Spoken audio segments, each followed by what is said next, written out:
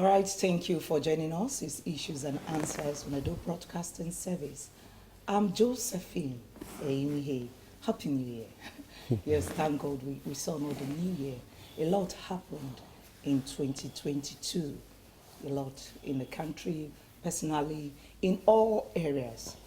It was a challenging moment for a lot of Nigerians, but thank God we made it to 2023. And once again, Happy New Year. The year have started, you have to just start doing your work, start planning right now. And it's over, the holiday for some of us is over. So just start doing something that will make your 2023 a beautiful year. This morning on Issues and Answers, we'll be looking at 2022 in retrospect and expectations in 2023. I say it again, 2022 in retrospect and expectations in 2023.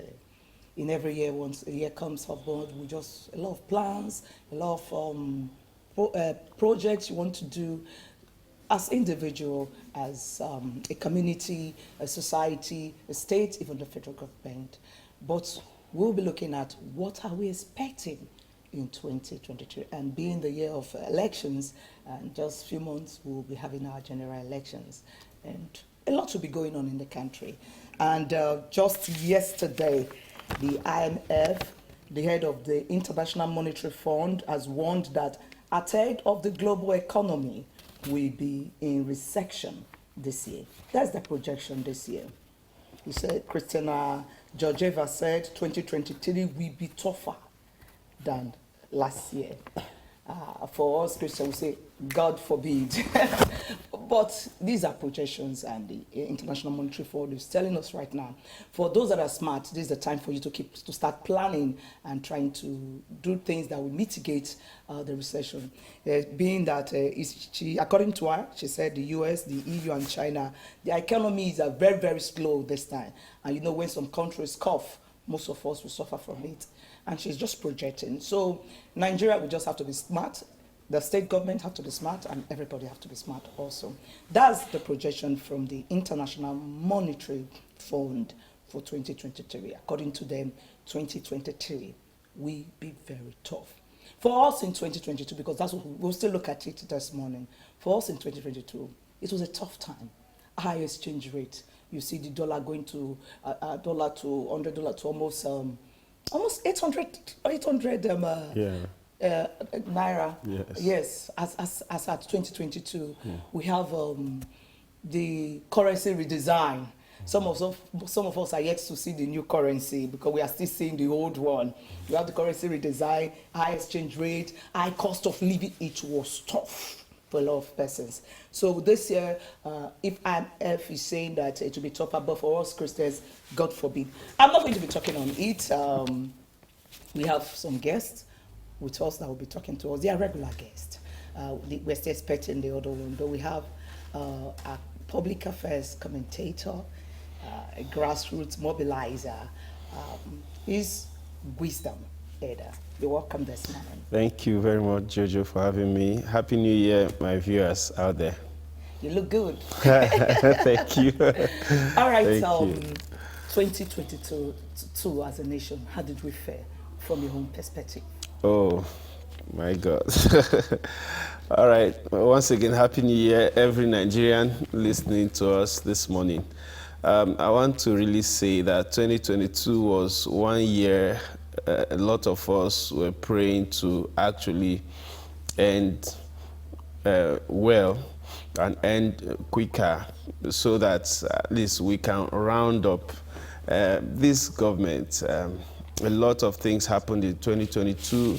We had terrible insecurity issues and challenges. I think 2022 we had significant attacks of terrorists and bandits significantly in different locations of the country.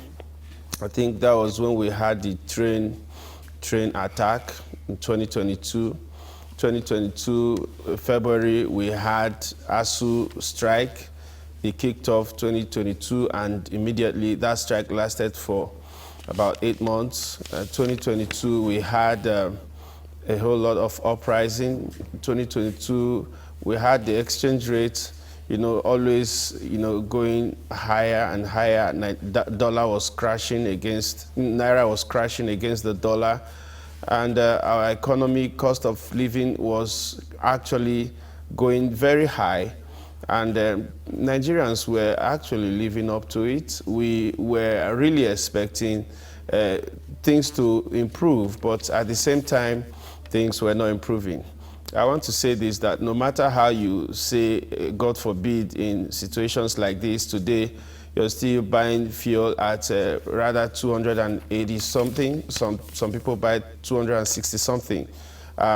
Southeast, some parts are selling 330, and some other parts of the country sell different prices. That's for the petrol.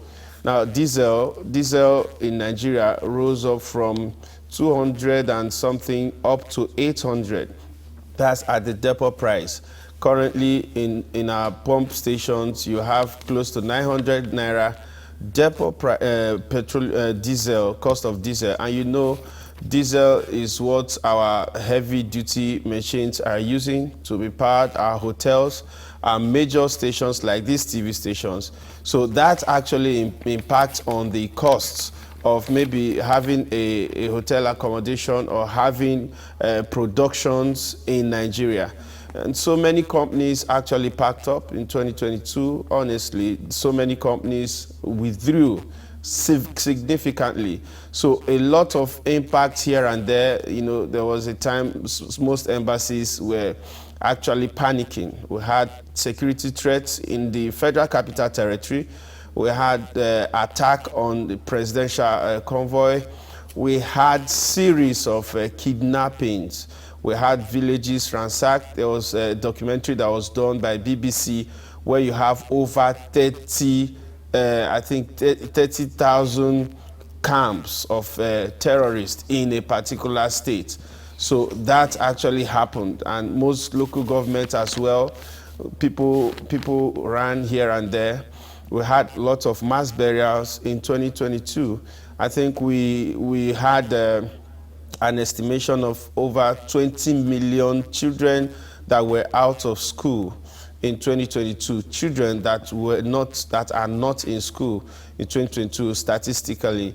And you had our youths, you had a lot of crime rates increasing 2022, and that was also the period you had the rallies, the campaigns, the primaries, the defection, the politicking, politicians also throwing in money that has been kept away from the system, people coming to see how dollars were exchanging hands, and millions and billions, and then a lot, and people carrying out so much rallies and maybe movements here and there, trying to come up in order to stamp their feet that they need change.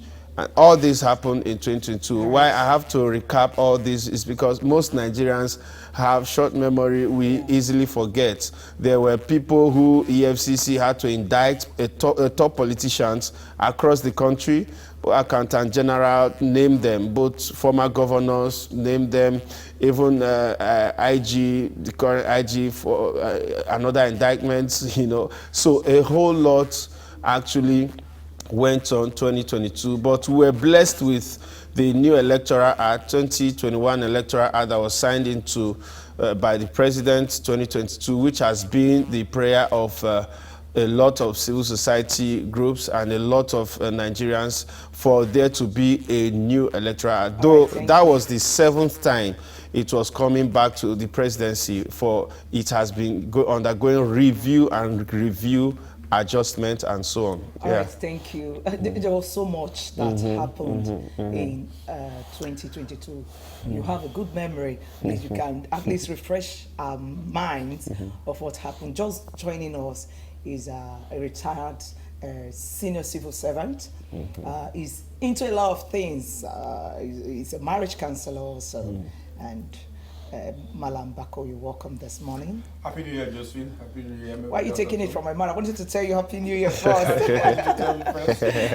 were just fast to tell me. Okay. It's good to have you on our first edition for 2023. Thank you for always creating our time to join us.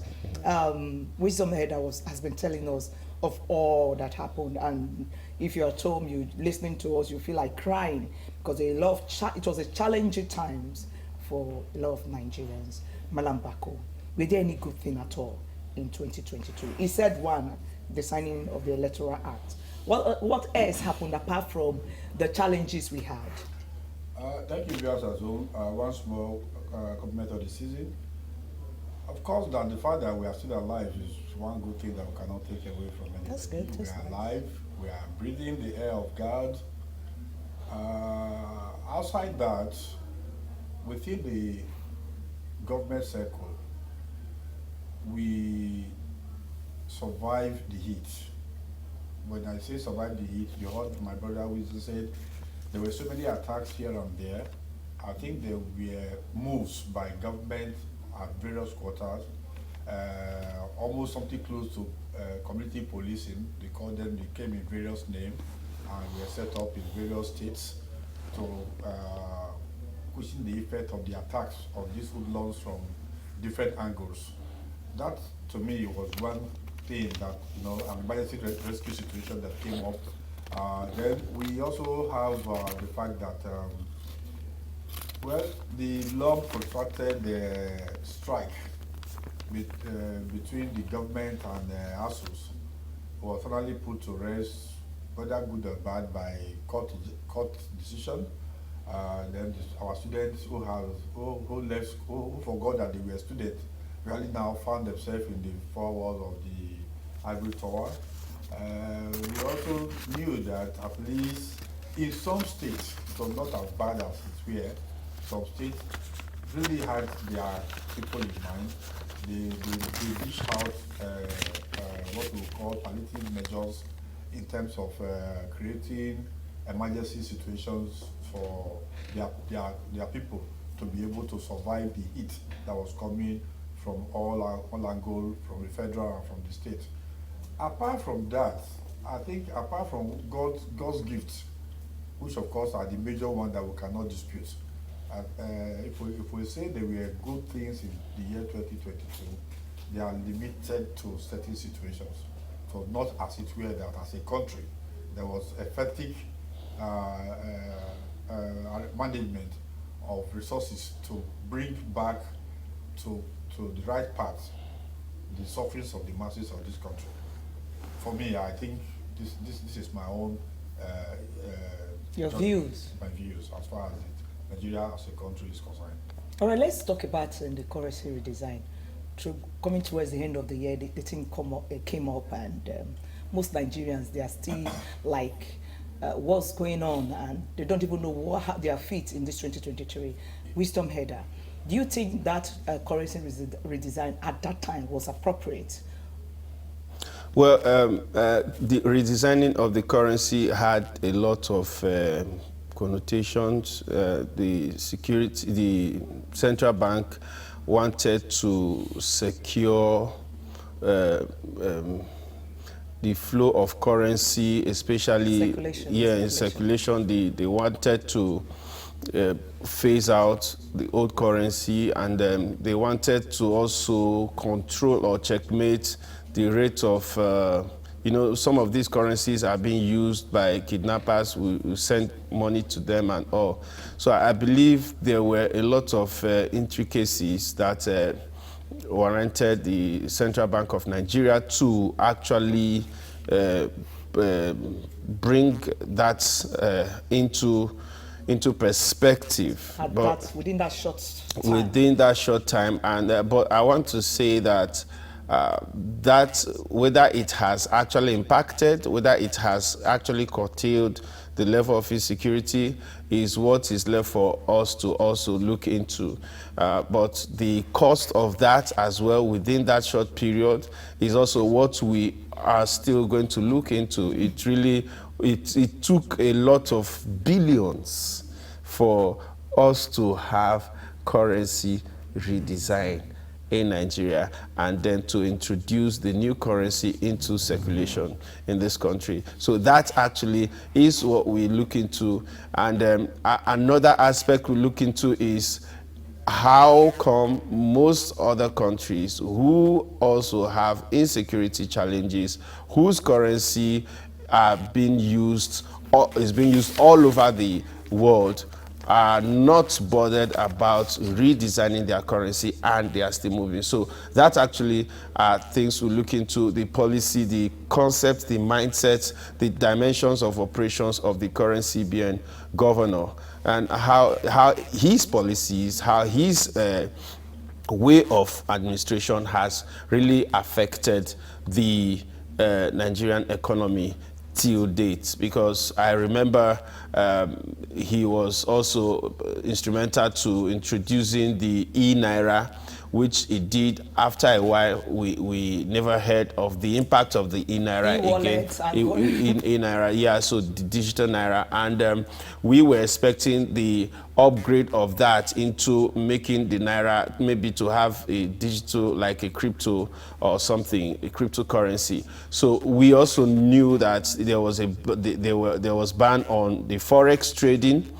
Not really, the forex trading had banned, then the cryptocurrency had banned as well, and people's accounts who were involved in such trading, were some of the accounts were affected.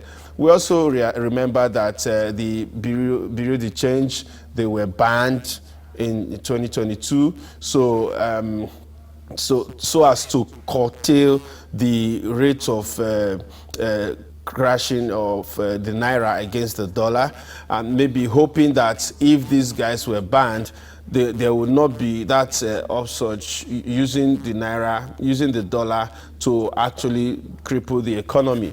But even at that, the dollar kept rising, and then the naira kept falling. So until date, the Bureau de Change operators are still banned. They are not yet operating. And so many financial policies that this CBN governor has actually promulgated, which we are still, financial experts are still looking into it, and we are still yet to see a very strong force. Yes, impact. We're still yet to see someone like in the presidency that will really come up like the days of Jonathan and all.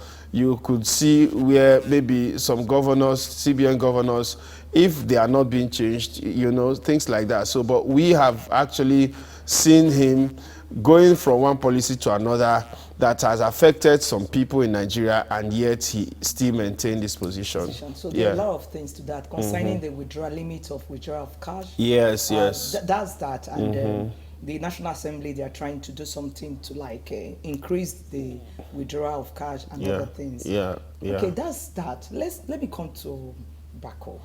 In 2022, there were a lot of flooding in most states, and when there is flooding, it always affects the agriculture, and when agriculture is affected, that means food is affected. Do you think that most state government, they did enough in 2022, despite the warning by NIMET that there's going to be flooding in so and so time? Did you think they did enough to ensure that the flooding was well mitigated as against what we saw? Thank you, Josephine. If you look at the warning given by NIMET, it was they were particularly just giving the states involved, but the flooding matter is beyond states as far as this country is concerned. We were told of the situation where our neighboring country gave a warning concerning the opening of a dam at their own end, and what was supposed to be done many years ago to ensure that when that dam is open at their end, it is contained at our end here, which was ignored by the federal government. And as at that, so when that happened, it becomes a disaster. So, well, there were palliative control in most states that were involved, but to say they were able to do much, that is just not possible, because we are talking about water and volume of water that is going A to lot of come. persons died. We lost a lot of houses, we lost a lot of farmland, we lost a lot of human beings, a lot of Properties. animals and others. And again, the after effect of that is the fact that at the end of the day, production of items of use will no longer be as we as envisaged at the end of the year, because most of those production that we have flooded cannot again be be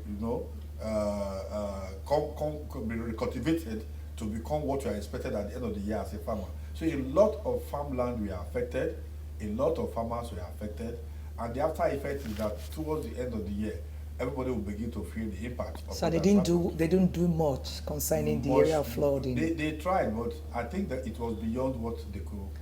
They- But for some states, they did try. They did try. They listened to the warning by NIMET, and they took proactive measures to ensure that it does As not against go. being reactional. But I think if you witness flood, you see that no matter what you do, it takes the grace of God for you to be able to control flood when it's pouring. You were going to say something. Yes, actually, the issue of flood has not been an issue that just started in 2022. Most governors have already gotten the alert over these flooding challenges in their states, and so many of them have actually been working with the federal government to see how such alerts can be curtailed. Most of them have not actually gotten the requisite support. There are ecological funds that actually any state government can access, which those funds are not, it might not actually be based on the Nigerian system. It could be a foreign fund. And then there are most assistance that most state governments can be given from the central bank and from the Ministry of Finance in terms of accessing some funds to handle this. So, but most of these challenges, I see Nigeria as a country that does not respond to alerts on time.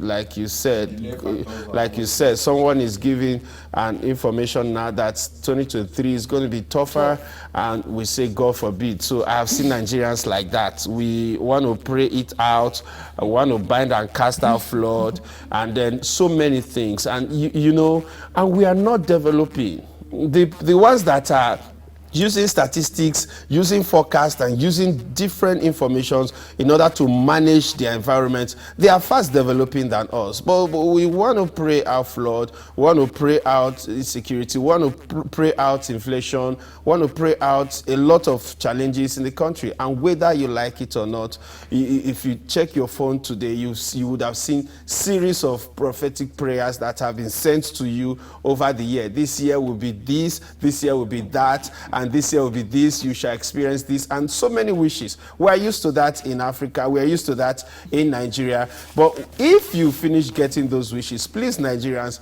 go out there and see if you can buy fuel with any of those wishes. You will not. So you need information, you need strategies. We need to come back and start doing the things that we should do. God has given us 2023, no doubt, is a gift from God. But there are certain things that God expects us to do. You cannot abuse the weather. You cannot abuse maybe some of the, like the rivers have outgrown dredging, and the federal government was supposed to even go into it and start doing the dredge. So you cannot shut your ears to some of these endemic challenges and expect the reactions not to occur. And maybe the ones God will help us to protect, He does, but the ones that He expects us to do, we don't do, there is going to be an after effect. So that actually is what has been happening. And we have a National Assembly. In fact, we need our leaders to come back and start looking at records, start looking at events and issues and how to tackle them from the board, not to expect things to escalate before they do anything. We are praying that 2023, our leadership in all spheres of government will become proactive. Yeah. Thank you so much. I was about to ask that since there's this projection by IMF that things will be tougher, but some will tell you that things will be sweeter in 2023. But you just answered the question that is Nigeria should go back to the drawing board. Yes. The leaders. In addition to that, you see, I'm sorry to say this on air. We need to refocus our mind. We need to have a mindset towards looking at a developing country that has an objective. You have that aim you want to achieve. As it is now, you see, the focus again now is going to campaign and everything, drafting new people to the house or returning those old ones. But nobody is even looking, what are they going there to do? Nobody is asking them. Nobody is asking them, and they are telling us what they think they can do, which of course we have seen that some of them don't even do them. Now, this country is in the kind of quagmire, if I were to say, because people go to the place you send them to go and think of other objectives entirely different from the objective of developing the country. And you see them like that. You have what baffles me is that all of us see them do this, and we say let the time come when they will come back to come and meet us. And when the time has come, like it has come now, for them to come and meet us, we forgot that we have been waiting for them. Short memory. And I don't know why is that, Josephine? That we cannot even say, okay, you were there before, you were supposed to do ABC and you didn't do it. Why are you here now? Asking us for what? So you leave. But instead, is it because we are hungry? Is it because we are short memory? Or is it because we don't really have the interest of the country at heart? Or because we just feel that, oh, we need to eat today and forget about tomorrow? The country is not moving, it's not developing the way it ought to be. Indices are on ground. The things are on the drawing board, but nobody makes reference to them when it comes to how to move the country forward. And that is where we are where we are. And it's going to take a little more of time, except, like we say, like my brother said, you cannot pray about it. We have to be proactive about it and say, this is it. This country has to move.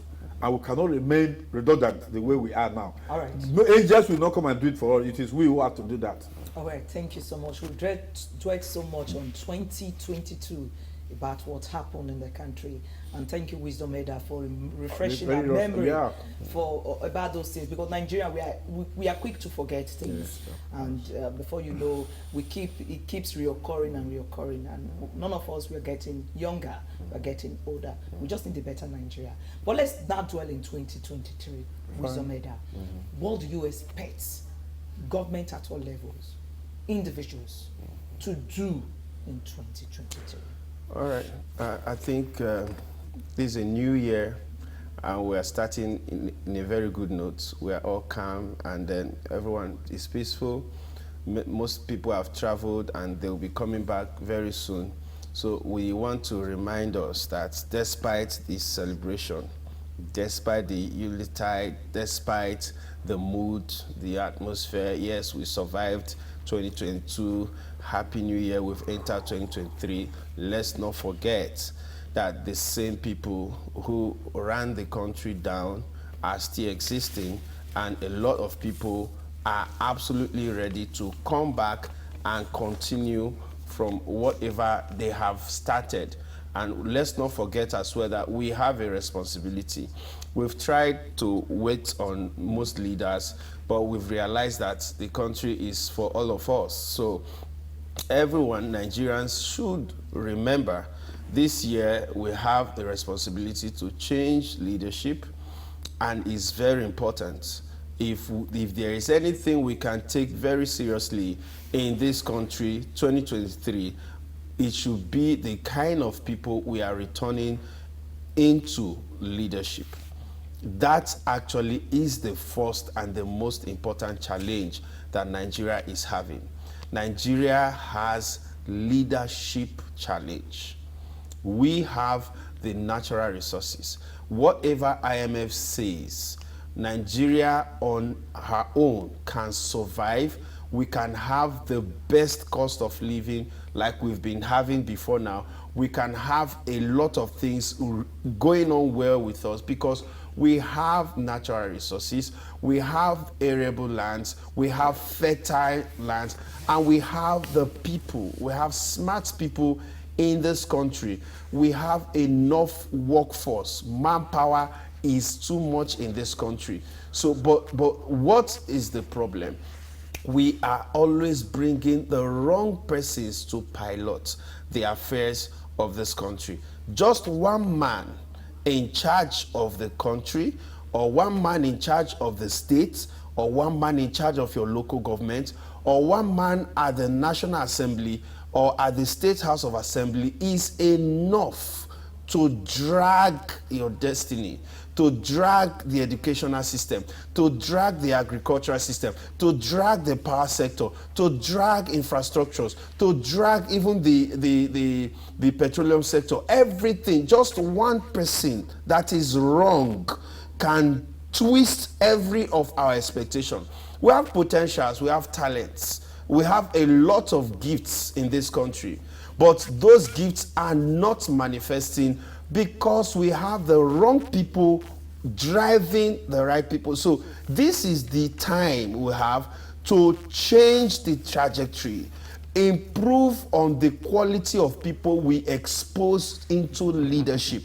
If not, we are, no matter what we do, we are still coming back to square one. I want to tell us Nigerians, the problem is not with us Nigerians at all. The problem is with how we expose people into leadership and the people who are in charge of leadership. There was a time EFCC boss, those times Waziri Farida, she said Nigerian leaders have psychological problem.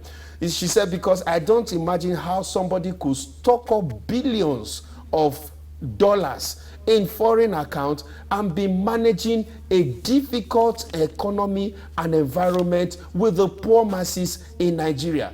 These people have money, they have wealth, stock up somewhere, but they are ready to manage bad roads, they are ready to manage no water, they are ready to manage insecurity, they are ready to manage the crisis, they are ready to manage everything bad, no light in the country. They are ready. But once they go out of the country, if you can just go out of this country, maybe into the developed countries and see what is going on, you will marvel how people who have gone there and come back still accept this country to remain the way it is. Some cannot even buy a shirt. It's not even, you get to some shops in the US, you see some things that are for people who are poor, and you can even buy $1 shirt or $1 whatever for as gift to your people. But you imagine that leaders go out there, see these things, and the most they can think about is how to buy more properties over there, come back here and manage every other thing to every level that is most deplorable, increasing poverty, increasing lack of education, increasing students out of school, increasing insecurity, increasing people's ideas not being empowered, encouraged to be channeled into productivity. So all these things are happening. So 2023, the most important job we have as a country is to change everyone who have been there before but have been unproductive. I don't care the person. I don't care.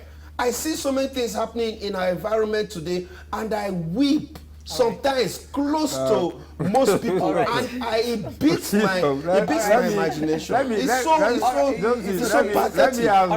You know, are you going to import people from space? Because the people you are talking about, we are product of the same environment. This country, I wait for this country honestly. Yeah. If you belong to the group we are talking about, you don't have the wherewithal to go to the place we don't want you to go to. I said miracle has to happen. We have to look back at the process of getting to where you can now make policies. I think that is where we have a problem in this country. For you to become a councillor, you know how much you have to garner. For you to become a local government chairman, before you can talk about being in the House of Assembly, being a governor, or go to National Assembly, this money politics, if we don't address it, is buying and selling. I spend so much money and I get to power. I don't think about the people. I think about how to recoup my losses during the election and campaign before I can think about whether I can even think about my immediate family. But this is a major challenge to this country. And people are going to design that law, and people we are talking about now. And nobody you can say after paying that much, you say go back there and say go and change the law. You just ask a question, what do we have for 2023? I'm coming. You see, I think based on the IMF warning, we have to go back to the agriculture. Whatever it will take any state, don't wait for the federal government now. Whatever investments you have to do, there is arable land all over the states. There are so many manpower to be deployed. There are out-of-school people. There are those who could not even afford to go to school. There is job for everyone to do in the farmland if it is mechanized. And all these, in advanced country where you are traveling, when you leave one state to another state, what you see are industries and farmland. But you can at least live here now to Josephine, to your village. What you can see is bush, and bush. This bush should be utilized for the purpose that at least, no matter how bad it is, if we can generate food, if we have food sufficiency, that situation that is predicted by IMF will be cushioned to a very large extent. That's number one. Number two is the fact that this brain drain that is now almost crippling the economy of this country, the federal government has to look at it, because every good thing, every good brain that we have in this country, as soon as it's out of the system, is thinking of where to make use of that brain. And if all your good brains are leaving you, then what do you think about the country? So 2023, those who are policy makers should look back to say, what do we do? How can we recall those of our people who have left this country because of the fact that either the country is insecure, either because the pay is so low, the cost of living is bad, or this issue of fueling should be looked into, because fuel is like a base for either a better economy or a weakened economy. Because if for everything you do, you are bound to use electricity. So if a barber, we need light to be able to efficiently barb somebody's hair. And so if you has to buy so much money to buy fuel, of course it will affect the last consumer, which is the person they are talking about. So it goes like that. My brother talks about diesel and others. So these things, federal government has to be emphatic on what do we do to bring this thing to a level where everybody can participate. Thank you so much for that. I think to add to what he's saying briefly, because yes. I just have one more question. Okay. Briefly, let me address why I emphasized on leadership, because we now have an electoral act that can at least help the vote of the masses to count. That's why I emphasized on leadership. I understand. I know that the fish stinks from the head, and then I know that we cannot be Catholic than the Pope. So now leadership, patriotism from the leadership influences the people. Yeah, so right. And if the leaders are not doing their job, it is going to tell on the policy and the system. All right, Yes. before we go, talking about the rottenness in the system, the people being easily bought to vote. This is 2023. A lot of persons will be going out to vote, and sometimes it can be monetized. It's definite. Let's look at the family values, because most of these leaders, they are from families. Do you think the families in Nigeria, the values are still very strong, or is it's eroded completely? The family values? Honestly, with due respect to all family who are listening to us, we have lost it. We either because we feel that we are too poor, because we are too rich. At both ends of the sword, we have a problem as far as family is concerned. At the rich point, the upbringing of children from such home is the fact that the go-getting attitude is what they have seen, is what they have learned. the family structure has been so that they were brought up by people that have no relationship with them and do have a different connotation about, they don't even know their family background. They were nannies or uncles from somewhere that, you know, were paid to do the duty of father and mother. And the poor background, poverty has come to a level that you in search of what to use to be able to survive the family, you neglect your own duty to the children. Then at the social level, we all have seen that, oh, I want to be like the other fellow. And see, that's why you find somebody will tell you, I will say something here. Somebody said, well, after the by-election, is it the by-election, the one they used? They said, you didn't read the delegate in school, because those who went for delegate came back with so much money. And if a parent will look at a child who is good, quiet, and ready to do the right thing, and say, can't you see your mate? Who is that his mate? The guy who is a Yahoo guy, who is riding on a big car and squandering money that is only where they got the money from. So the family background, honestly, will take the grace of God for us to be able to come back to where we came from. All right, this is the much we can take today. But next week we'll continue from this, because it's still a very fresh beginning, and most Nigerians, we are expecting a lot from government at all levels, and what the changes we want to see in 2022. We'll start from there next week. I want to thank Mallam Bako for sharing your thoughts with us this morning. Thank you once again. Yeah. Wisdom Header, it's always a delight to have you. Thank you. We'll be looking at the 2022 in retrospect and expectations in 2022. We'll continue from here next week. I'm Josephine. Many thanks to my producer, Godwin Enobakali.